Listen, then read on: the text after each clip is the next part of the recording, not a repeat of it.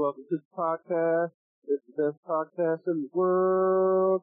This is going to end up on the show. I know it, motherfucker. We are very anxious to know how far the broadcast is reaching and how it is being received. Received.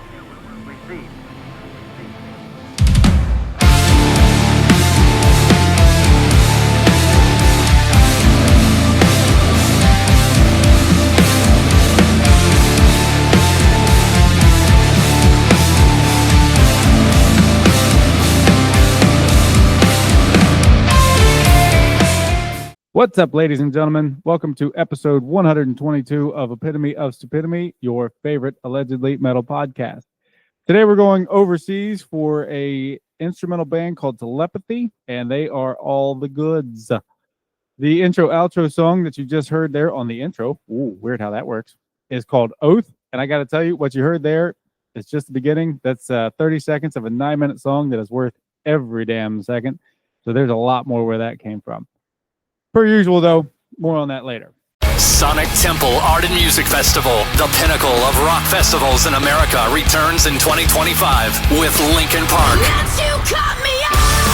Korn, 2 nights of Metallica, No Repeat Weekend, plus Bad Omens, Incubus, Alice in Chains, Rob Zombie, 3 Days Grace, Alice Cooper, I Prevail, Jimmy Eat World, Chevelle, Motionless in White, and so many more. May 8th to the 11th at Historic Crew Stadium in Columbus, Ohio. Passes on sale now at SonicTempleFestival.com. Yeah, baby. Sonic Temple's coming up. Warmer weather just around the corner. 4 big-ass days, and I'm working on things on my end to start setting up the last set of giveaways here. There'll be a handful of single-day passes given away, so stay tuned for that info.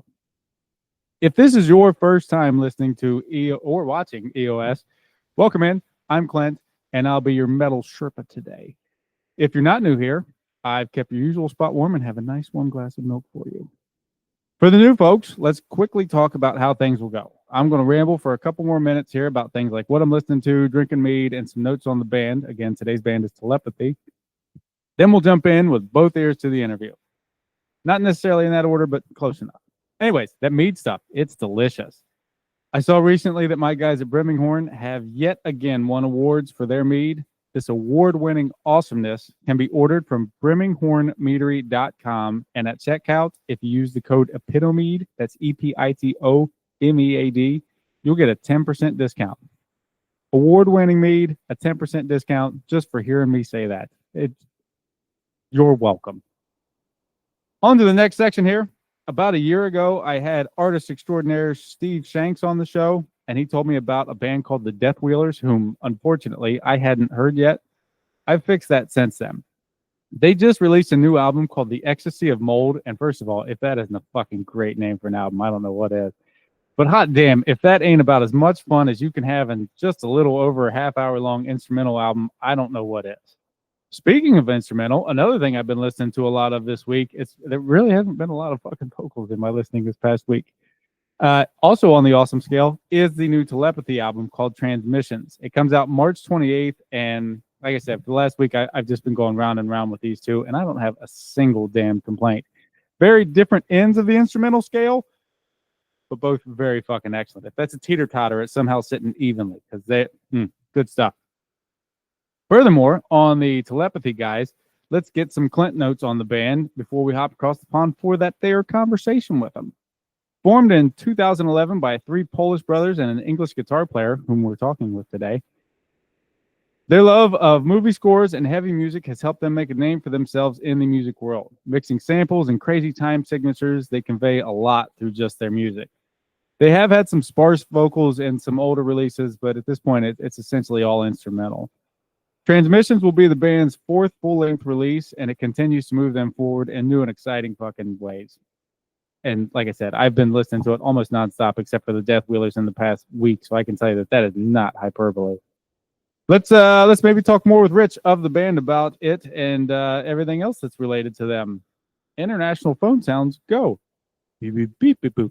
Ring. And he answered. On the line with me today is Rich of Telepathy. Rich, how the hell are you today? Yeah, I'm doing good, man. I'm doing good. How are you? Not too shabby. Not too shabby. I'm glad to be talking with you. Where are you calling from? Colchester in the UK. So I'm about an hour northeast of London, I think. I was going to ask you to do, because it's there. Some stereotypes are a thing for a reason. We don't know our geography. Don't let anybody tell you differently. So you know as much as I do about America then. Fine. We'll call it even. So I see you wearing the health shirt there. What have you been listening to lately? What have I been listening to lately? The new Cure records. What else have I been listening to? You made me think now. This one always seems to catch people off guard. Yeah. Hang on. Look, I'll tell you. I'll look on my Spotify, and I'll tell you what I've been listening to. Hang on. So, Brutus, the Belgian band. Oh, sure. Yeah, Brutus are great. I love this band so much. I've been listening to a French sort of electronic post-rock band called Henry that are on the same label as us, and Gold. Kind of like electro post-punkish band from the Netherlands. Okay. Sorry, I lost my place there for a second. Rich, you play guitar in Telepathy. Yeah. So you're here with us today on the conversation, rounding out the rest of the band. If I've got it right, and I'm gonna Americanize the hell out of this. I'm gonna go with Peter. Some version of that. Albert, yep. And Albert and Christian, who are all brothers. Yeah. Who all play other instruments in the band. If you had to be trapped on an island with one of those three for the rest of your life, which one would it be? Oh, that's a hard question. I'm gonna have to see him again. I'm gonna go with Christian, because he's very, very handy, and I'm pretty sure he could build us some sort of accommodation. And if you're on an island, that's going to be important. Yeah. So, keeping you guys all together and not on an island, starting with how you came together as a band in the first place up till now, this just a week away from the release of Transmissions, give us the cliff notes on Telepathy and how you guys, everything in between. Oh, okay. So I met Albert and Peter. We were all studying music technology at college. I heard those two playing in a rehearsal room, and I loved what I heard them playing, and I sort of sneakily tried to get in their band, and it worked. So yeah, we started playing around then. First EP record came out in 2014. Christian left. We had a different bass player join, Ted, who's a great guy. We put out Tempest in 2017 and started touring throughout Europe and the UK. Put out another record, Burn Embrace, in 2020 at the beginning of the pandemic. Ted left, Christian came back to the band. And yeah, now here we are. The old bassist revolving door, huh? Yeah. So at one point there were sparse vocals on some of these things. What made you guys decide to move away from that altogether? We felt like the songs on this record didn't need anything. I think in the past we'd always tried to sum up the concept of the record with a vocal song, and we always had a song in mind that we always had a song where we thought we could add something to this with vocals. But on this record, we wanted the music to speak for itself, and there wasn't. I think because the music's become more melodic, there was less space for a vocal. It didn't feel like any of the songs needed a top line or a melody vocally on. I'm certainly not going to argue with it. I've seen it where you guys have dubbed yourselves as Cinematic Sludge, and that's fucking perfect, and I love it, and I'm mad that I didn't think of it first. Where did that descriptor come from? Who came up with that?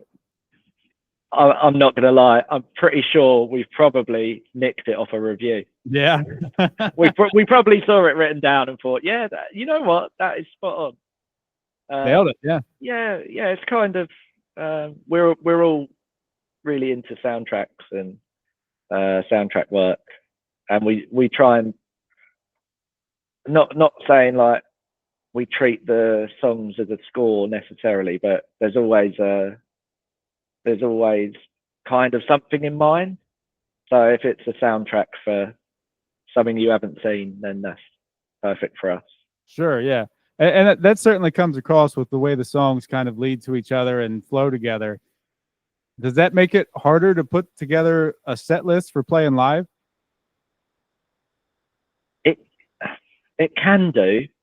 We're actually right now we're in the process of shows are starting for us next month.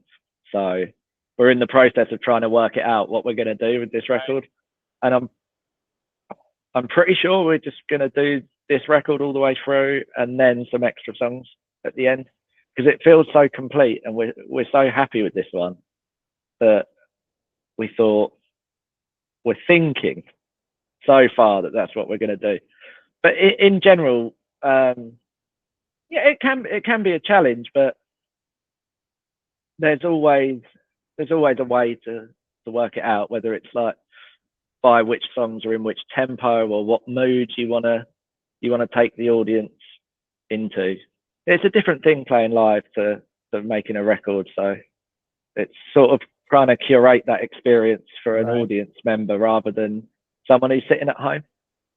Yeah, and you guys certainly have enough variation and options there to kind of pick whatever fucking mood you want to try to convey too. So it's never a bad thing to have all those options, right? Yeah, definitely. If we run with the cinematic thing for a second longer here, if you could score a movie that's already been made, if you could go back and we'll call it remixing a soundtrack. If you could score a movie, Telepathy was scoring a movie, what movie would it be? What movie do you think you guys would nail? Oh, it's gonna have to be like a dark science fiction type thing. I'm gonna go with what was it called? Dark City. Okay. It's like a 90s sort of noir sci-fi. I don't think I've seen that. I will look that up. It's a good one. The guy who made, the original Crow film with Brandon Lee. So that director, Alex Proyas, he done that was his follow-up to that, Dark City, and I think it totally bombed. But it's really, the cinematography is amazing. Yeah, I will look that up. As with every release here, so again, Transmissions comes out March 28th, and I've really enjoyed going through you guys' catalog in the past month or so, and the continual growth with everything and moving things forward.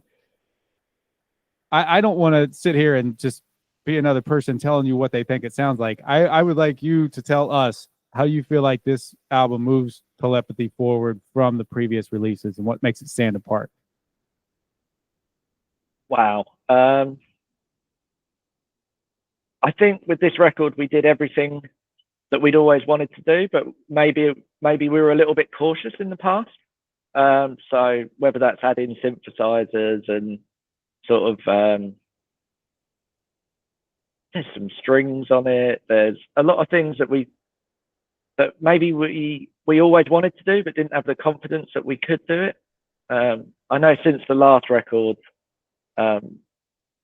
Pete, the other guitarist who mixed this record, he started doing film scores, and he's gone back to university to do his master's in soundtrack work. And I did a record during the pandemic, which was more of a like post-punk electronic kind of record. So I think for this record, we've really brought all of our interest into it, rather than saying like, oh, it has to be a heavy record and that means 2 guitars, bass and drums. This time we sat down and we thought, well, if we're going to make a record, let's make the record that we really want to listen to. Was there any dissension about how that should come out? Like, what's the work process like there? Are you guys generally pretty agreeable and on the same page, or did somebody have to get into a fist fight at one point? No fist fights this time around. No, there never has been. We're really lucky in that we all know when something's right, when something feels right. So if one of us brings in, and a lot of this record we just wrote in a jam room. So if someone would come in with one part, we'd all flesh out the song together, rather than someone bringing in something that's pretty fully formed. We kind of wrote it together in the room, and we're pretty good at knowing when everyone is enjoying it. It's just a special feeling. Sure. So yeah, no major disagreements. Or to be honest, this has been the most fun I've ever had making a record. I'd like to be able to say the same for the other guys, but it really, I think artistically, like creatively, it's the most freedom we've ever felt. Like, we're just going to do whatever we want, and if we enjoy it, hopefully that means there's someone else out there who's gonna have the same reaction to it. Sure. Yeah. You know, we can't be that special and different. So if we're really liking it, someone else might too. I read a lot about in some of the PR stuff leading up to this. I read about how the album came to be and some of the things that inspired it. Things relating to discoveries and how those things reflect in these songs. I think these things were mainly through the brothers' grandparents or something like that, somebody's house. Either way, instead of me stumbling through it, can you tell us your end of it? Yeah, so Albert, Peter, and Christian, they're originally from the north of Poland, a little seaside town called Rewa. And so when they moved to the UK, they left behind a house there. And they've been in the UK for 20 years, maybe, around that sort of time. So that house, where it's by the seaside, it's fallen into disrepair. Like the roof's caved in, and I think, like the local kids use it for drinking beer. And right, it's either the place where you go drink or it's the haunted house. Yeah, something like that. But Pete was there with his mum. Must be like a year and a half, 2 years ago now, and they were going through like the ruins, if you like, of this house, looking for little family things, and they found a box that had a bunch of photographs taken in the 80s, I think it was, by various members of their family. So Pete brought that home with him, and he was sharing it with like the rest of us in the band, what they found. And we were looking through it, and we just thought, wow, it's too much of a coincidence to not be the record cover. And there's some samples on the record of, I'm gonna skip the name of it because my Polish pronunciation is non-existent. But I think he was a former Prime Minister of Poland, and it was the first time that he'd ever heard a recorded voice. So this was like at the very beginning of radio, and they recorded his voice and played it back to him. And it's his reaction to hearing his voice through a gramophone or something for the first time. And we sort of tied a lot of that together in the general themes of the album. And yeah, but the photographs, if you go on Spotify, for example, you have the single artwork. So all of those photographs were found destroyed in their old house in Poland. I've actually got a question about that for later in the run here, where I was going to ask. It seemed like there's not necessarily a theme, but they all feel like they could be tied together somehow, and was going to try to suss out what exactly that was. And now, instead of doing that, I'm saying all these things because you've already done it. Yeah. So with the last album, Burn Embrace, came out back in 2020. Transmissions coming out March of 2025. It seems like a large stretch in between albums for you guys. What took so long? I'm going to use the C word, COVID. Oh, Yeah, so the Burn Embrace came out the week the UK went into lockdown. So we had a good 2-year stretch there where we couldn't tour, and we didn't know what was going on. So I think the end of 2022, we did a couple of shows in the UK and then went to Europe with Aranzi Pazuzu, played a couple of festivals, and then we started writing this one. I'm going to revisit something that you've already kind of talked through here, and it's something that people who listen to this show are probably tired of me asking, but it's my own curiosity about it. And again, you've already answered it to some degree, but especially with songs and albums like these, I'm always curious about the decisions made as to when a song or the album itself is finished, where you've got this 9-minute long song, this 3 or 4 minute long song, all these other things. It seems like these, especially over all that time, can constantly be revisited and reimagined if you're not careful. How do you guys work through this process, and where's the mile marker for, okay, no, we're done here. This is the end? I think it has to feel done. It has to have resolved. It's going to sound really artsy and pretentious, but I think there's just a feeling. Whereas, okay, we've taken this song as far as it can go. If it's something like a narrative track, like a couple of songs on the record that are really quite long, End Transmission and Tears in the Fibre, I don't know about narrative driven, but they felt like a longer story, and there was more in them. And the shorter tracks, they'd reached the end of their narrative quicker, I guess. Sure, the longer ones having more to kind of sonically explore there. Yeah, and but whether it's a sound or whether it's like a motif or a melody that needed longer to breathe, maybe something like that. Sure. So, and with these longer ones and all this time working out, needs more to breathe. There's a longer narrative here. If I understand right, Oath was put together in just a day. What's it like when in a day where everything comes together so perfectly like that? I think it's the best feeling. Some songs write themselves, I think. Sure. I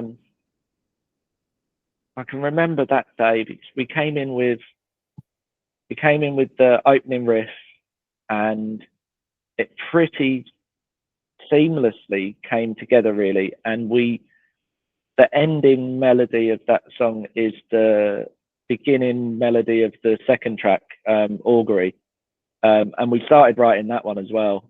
And if there were more hours in the day, we would have stayed there, and maybe that song would be a bit different. Was there a day-to-day routine or procedure for the writing and recording process? No, we usually we were getting together and just doing weekend sessions. So maybe a couple of us would write something during the week, and then we'd all get together. Whatever idea everyone likes the most, we sort of work on that weekend. And So our procedure, if you like, is pretty it's pretty nutty. But we've got like a hidden page, like a private link where we put all of our riffs and ideas, and we will, if we're in like a writing phase, we'll put a microphone in the room while we're jamming, and then we'll bounce that onto this page, and people will, Albert and Pete especially, will like chop it up and see which bits were good, upload them as a particular idea.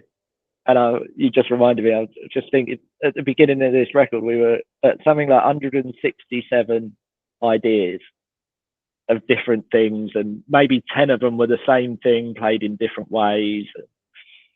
And I'm pretty sure we probably didn't even use any. We just started a new record after that. But no, we'll come in, we'll write during the week a little bit at home, see what all of us resonate with on that day, and go from there. And some songs take 6 months to get right, and some songs take a day. The way, and if nothing way else, goes. You've got 167 ideas for the next album, right? Yeah, but 166 of them weren't that great. No, there's some great stuff on there, but I think once you find that a record, we had, for this record it was End Transmission, and we heard that the beginning riff, and Pete put some synthesizers on it, and we sat around with that idea, and we thought that's the beginning of this record. And that song contained like a new sound and something new for us that we thought, okay, we can explore that on this album. It warranted being, it was different enough where it warranted a new record. And I think there are some things when you finish a record and you're still writing that feel like they belong to a past record. And there are some things which open a new door. Okay. With writing this album, from what I've read, it seems like you guys were very aware of the trappings of complacency and boredom. How do you make being aware of these things a habit and thus avoid it? Because complacency and boredom, they're not, for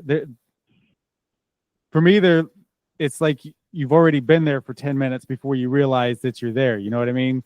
So yeah, this is going to help me in my personal life too, if you can answer this well enough.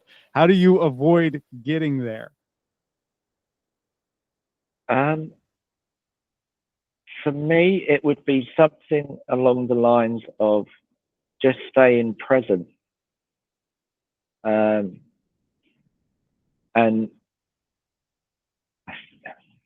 I've got a habit of, when we're playing together, I'll look at the other guys, and if the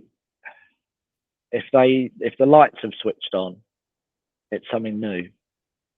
And I think it's like a internal feeling. For me, it was about letting go of the idea that we had to do what we'd done before. Because I think there's a certain comfort in repeating yourself. Sure. And I'm not saying that's always bad.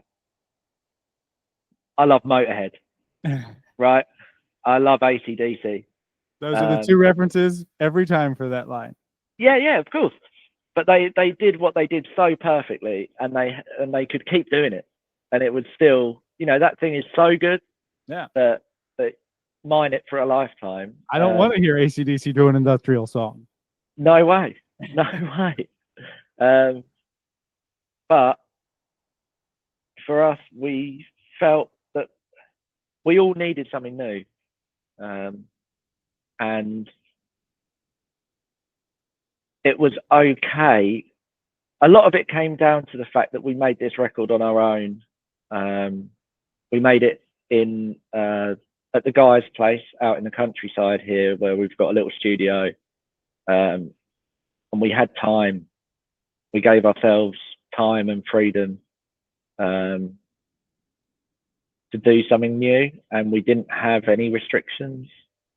We stopped letting any kind of like outside pressure tell us we had to do something this way or that way, or you need to get a record out quick. And I think it's easy to avoid boredom, because when we're all together, the minute someone gets bored, we start doing something else.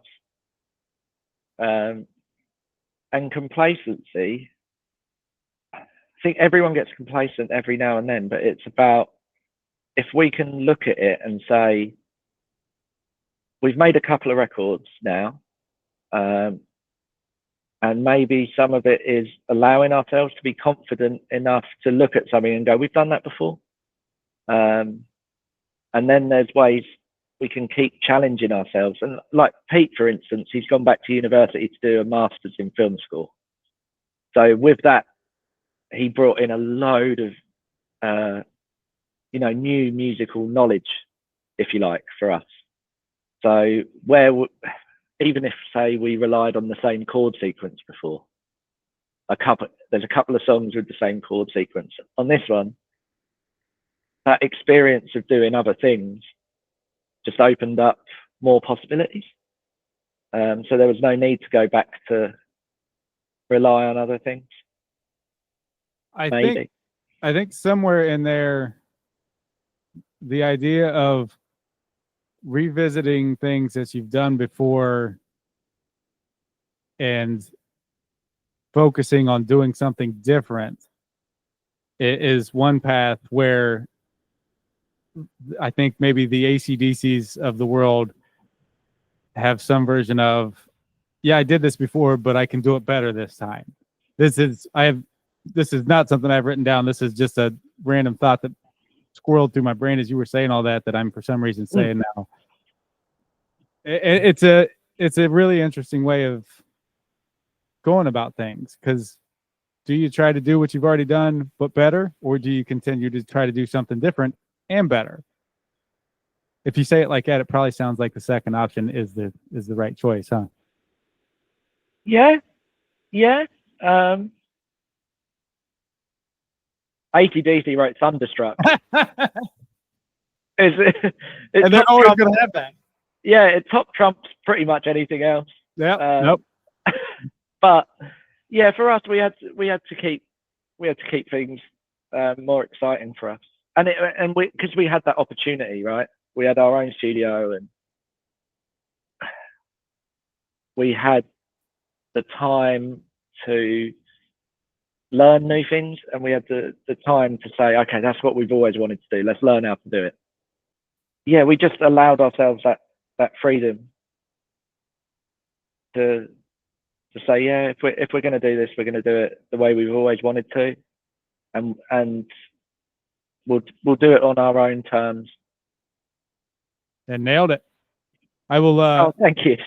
I'll certainly keep the trying to be present in the moment thing in mind, if that's the only thing I take from this, because God knows I've lacked on that before, and there are more than two people that will confirm that.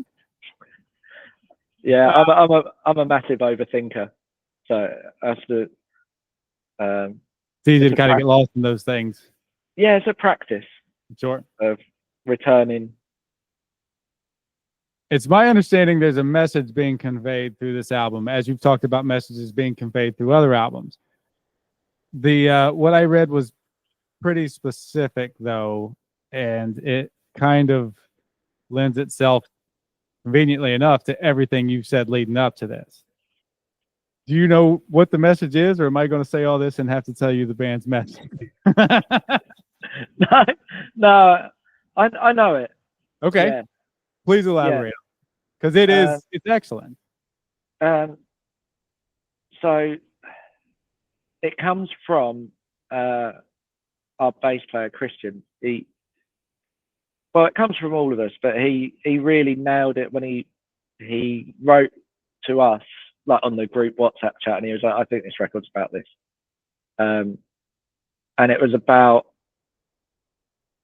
really was about finding the wonder in the moment. And part of that could be, like, I can speak for myself, like, suffering as a means of change or learning. A lot of it was around themes of like,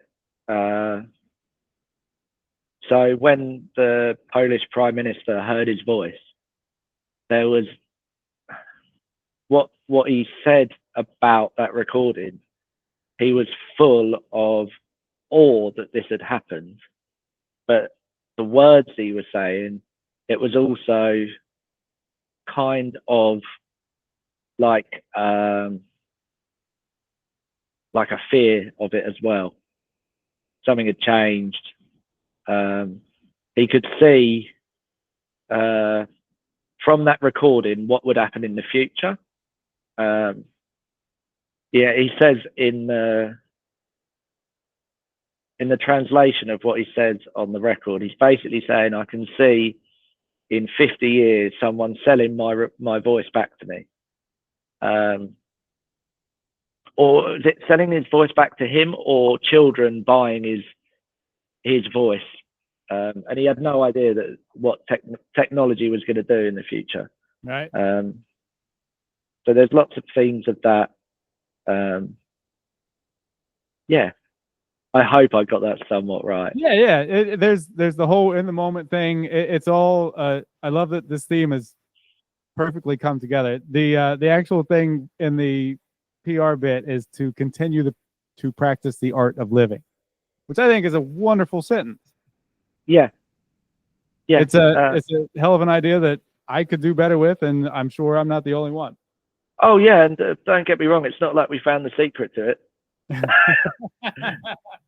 we're not still in that chord sequence then, huh? No, we're still, struggling. I don't want to say struggling, but yeah, it's not like any of us become, the Dalai Lama over the course of making the record, but it was about finding the wonder in those small moments. Like Pete found those photographs, and you couldn't write it, but we all sat down and went, "Oh, that's the record cover." Right. You couldn't write it that the guys found that recording of the Polish Prime Minister, and we were like, "Oh, that kind of says what we want to say." Yeah. Just a lot of symmetry there, huh? Yeah. What's your favorite song on the album? It changes. Today, Augury or Knife Edge Effect. I've just literally, before I was talking to you and before my partner came home, I was just rehearsing for the shows that were coming up, and those two songs both really have something different for us. So maybe I was excited about that when I was playing. Okay. I love all of it, but yeah, those two today. You guys have collected quite a handful of pretty stellar album reviews over the years. Is there any trepidation or worry about living up to things with this one? I think I'd be lying if I said no. Part of me always wants it to connect with someone in a favorable way. But more than in the past, I think I'm really content and happy with this record. So I'm practicing not being too bothered about it. But yeah, that's the thing, we've been really fortunate that people have said a lot of nice things about the band and a lot of nice things about the records we've done in the past. Yeah, it would be silly of me not to want that to continue. So yeah, nervous, excited. They're like almost the same feeling. at the moment, and I mean, look, we're lucky enough to be talking to you in America about the record, so we're in that middle, that little bit, like the record's not out yet.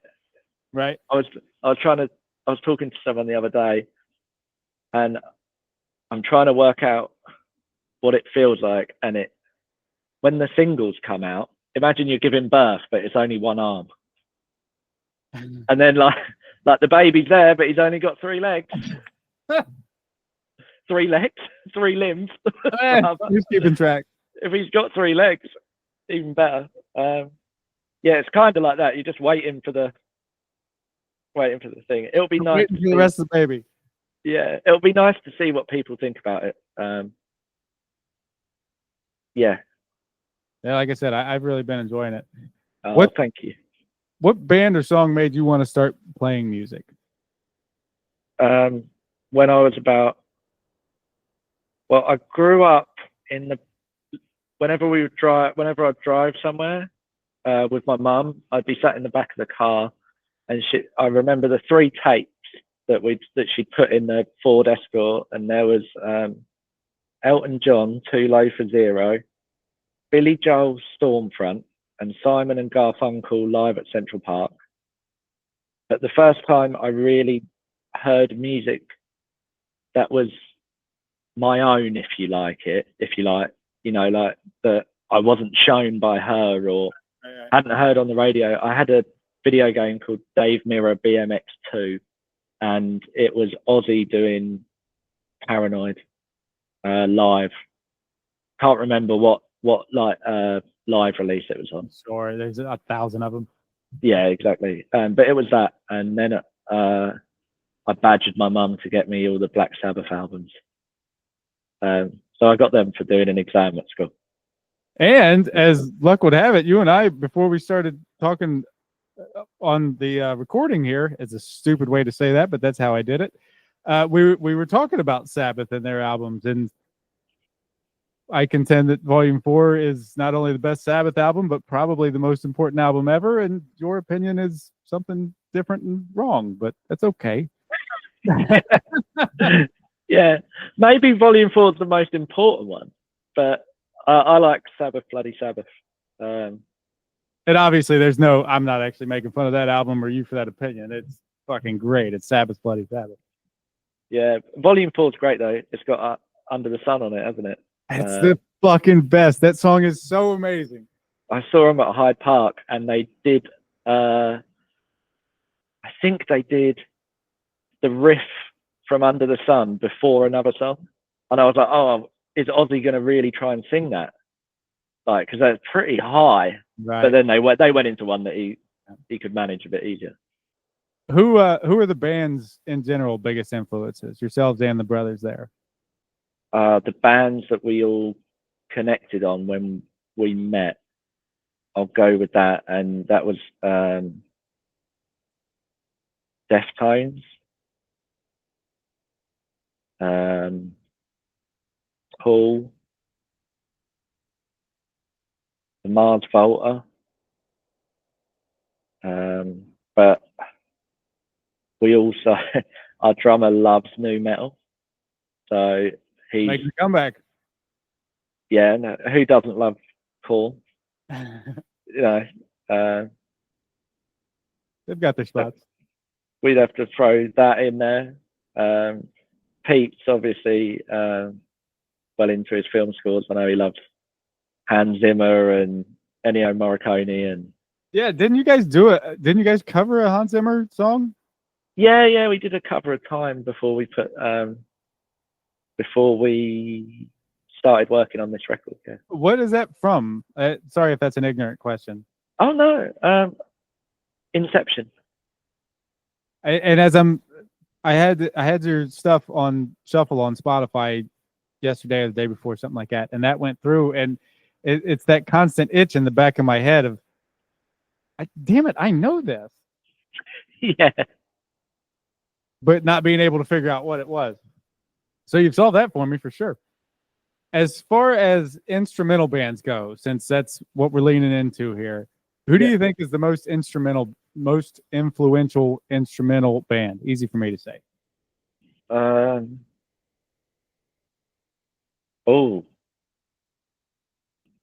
like of all time, or Sure.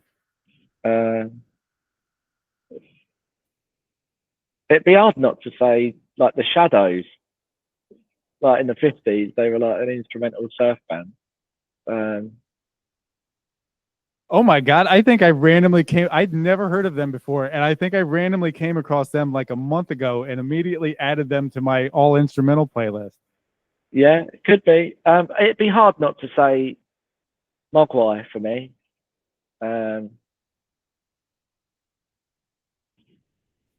I think when I was growing up, when I was a teenager, that made it seem possible to do this. You know, you'd have like the new Mogwai record come out, and it'd be over here, at least in the UK, it'd be like quite a big deal, and that made it a plausible choice. Yeah, out of those two, that's what I'd go with. That sounds like a solid couple choices for me. You've mentioned in passing getting ready for the upcoming shows, and you guys, from what I can see, have built quite a reputation around your live shows as well. What goes into making those shows besides figuring out how to play this album from start to finish? And do you want to drop some dates and places for us here for people to hear? Yeah, of course. What goes into doing it? We love doing it. I mean, that's like, we love making records, but I think you get to really enjoy the music when you see people, when you bring it to them in a way. People have been really nice about the live show over the years, and I can only think we honestly give it 120%. We've been fortunate to have like great front of house working with us, stuff like that. All right, so you might have to edit that bit out. It'll just be a compilation of me looking really awkward at getting compliments. That's fine. So yeah, we're doing the album release show April the 17th in London at the Black Heart. Then we go to Europe and we're playing in Leipzig, Berlin, and we're playing a colossal weekend festival with Chat Pile and Aranzi Pazuzu, which we're really looking forward to. We love both those bands. Then we're playing in Bremen. So we're doing an album release show here, and then we're doing 3 shows in Germany, and a colossal weekend in Denmark. As like release shows, if you like. Sure.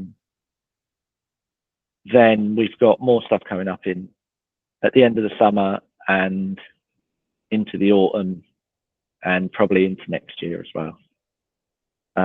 So we're really aiming to take this record everywhere we possibly can. What that looks like at the moment, I'm not sure, but there's lots of cool plans, and hopefully, if you're listening to this, then we'll see you at a show.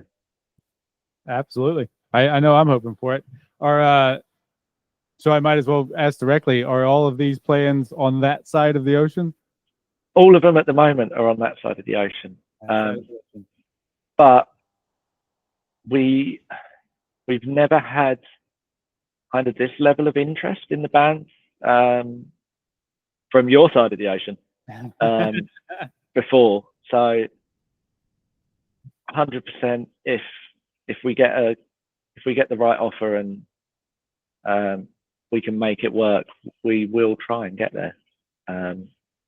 What that looks like, I don't know. But you guys have like a really cool festival scene now, especially like we've noticed as Europeans, if you like, that there's lots of cool festivals now in America. It's become, it seems like for me, looking at it as an outsider, it seems like where summers were like European festival circuit, it seems like over the last 10 years now America's got its own festival circuit, and now you're getting like even sort of like little niche festivals like Desert Fest New York, and you've got Post Festival in Indianapolis, and I mean I know like Maryland Death Fest and stuff's always been there, but probably a bit too heavy for our kind of music. But if we can make it over there, we will. Yeah, we there's a commercial running for one of those big festivals before our interview today. It's Sonic Temple partners with the show here in Columbus. Oh, awesome! That's massive. What speaking of shows, what's the best concert you've ever been to? As a punter, as like an audience member. Yes. Wow. I'm going over them all in my mind now. I saw the Cure at festival on the Isle of Wight in the UK. It's like a little island off the south coast. And that weekend it was all, I think Mogwai played and Bjork played. I hope I'm getting the year right, but they were incredible. I'm a big Cure fan. I'm trying to think of some other ones. I saw Chelsea Wolfe at Roadburn, and she was incredible. Yeah. Is that the one where they did the Blood Moon thing? No, it was. I think it might have been the year before. It was when she was on tour for. I think it might have been Abyss. I'm not sure. Yeah, I've seen the. There's too many. But yeah, that'd be a couple. Tell you what, I saw. I don't know if they're a thing in America, but there's big European. Well, they're big English rock band and big in Europe called Placebo. I know them. I think I've actually seen them open for somebody way back in the 90s. But yeah, no, Placebo's certainly known. Yeah, I saw them at Wembley Arena, and it was phenomenal. It's not even like I love that band, but it's not my go-to thing to go and see. But they were absolutely unbelievable. I've seen Neurosis, obviously. That would be way up there. I saw them way before I was ready for it at an Ozfest back in '97, and you're never ready for it though. Oh no, hell no. That was, little did I know that fast forward 10 or 15 years, I'd be absolutely in love with them, and got to see them thankfully on that last tour before they're apparently not a thing anymore. Yeah. Yeah, fucking Neurosis. Yeah. Back to you guys here for one last thing before we round this into the goofy way that I end these conversations. If you were directing someone to hear a specific telepathy song for to get them into the band, what would that song be? What song best encompasses who telepathy is? I'll go with Oath from the new record. It's the first one on the new record, and I'm pretty sure it really kind of sums up the whole record in the band. Yeah, I'd say I would go with that one. Yeah, I hadn't actually thought about it, but I think that does a good job of bridging some of the older stuff. And yeah, this is me telling you that your choice about your band was right. I'm an asshole. Don't worry about it. So, like I said, we'll lead this into the kind of goofy way that I end these things here. We'll do that with a round of stupid fire questions. I've dubbed them stupid fire because they used to be quick fire, but some of them aren't all that quick to answer. So, stupid fire it is. First one should be an easy one here. Coffee or tea? Tea. As is expected on this one. What's something you could eat for a week straight? Any Mexican food. Speaking to my heart there. Beatles or the Stones?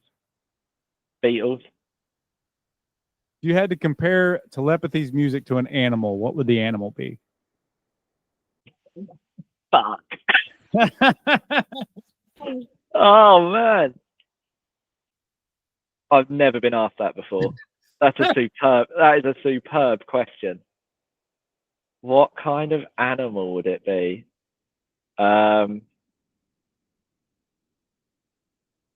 I don't know if you've got them, but we've got these things called muntjacks over here. It's like a mini deer. And they make this horribly aggressive sound, but they look very serene. One of them. I love it. Apparently, this is the animal section of the show here. If you could ask one animal one question, what's the animal? What's the question? I'd ask Pete's dog, Artie, if he's sick of listening to our new record. He's been in the studio with us for 2 years. Beer or liquor? I don't drink, so neither. Scale of 1 to 10. How good are you at keeping secrets? Really good. Yeah. 10. This is not format specific. What's the first album you ever bought with your own music? With your own, Jesus Christ, Clint. What's the first album you ever bought with your own money? It's either Ozzy Osbourne, Down to Earth, or Bad Religion, The Process of Belief. What would be your go-to karaoke song? Go-to karaoke song? Uh-huh. Everybody, what's your favorite song to sing in the shower? What's the thing that you feel the best about when you're singing along?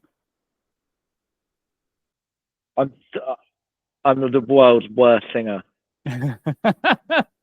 Well, no, maybe not the world's worst, but in competition, pretty, yeah, semi-finalist. I'll probably be that, like, can I say that? Yeah. It'll probably be that fucking Miley Cyrus song, Prisoner. or Toto, Hold the Line. Did not see that one coming. This last question here doesn't always, it sometimes leads to me explaining things for the folks across the pond. We'll see how it works today. Sausage links or patties? Oh, you mean like hot dog things? Kinda. That for us, it's breakfast sausage. So either in a patty or a link form. Yeah, so like a patty would be like a McMuffin. Yeah, sure. All right. Well, just your regular sausage, not the patty. The links, sure. Yeah. Bonus question here. Was that the dumbest question you were asked today? No. No. That's the kind of thing that I would ask. Okay. An American. Perfect. The actual last question here is something very unique. Nobody's ever thought to do this before, so I'm glad you're sitting down. This is some version of patented by me, so anybody else that ever does this owes me money. You, Rich of Telepathy, get sent to an island by yourself. You get to take one album with you. What is that album? It's got to have a nice mixture of stuff on it, because if you took like a Napalm Death record with you, it'd just be too much. Stump me. Yeah, like this is the thing. I overthink it, and then I'm like, oh, but what if this scenario happened? I don't know, like. What was the first one that came to mind? First one that came to my mind was The Cure, Wish. It would be some sad songs, some happy songs, but I was hesitant to say it because I think I've managed to mention The Cure on every interview I've done for this record, and I'm starting to worry that it's gonna the rollout is just gonna be me talking about Robert Smith.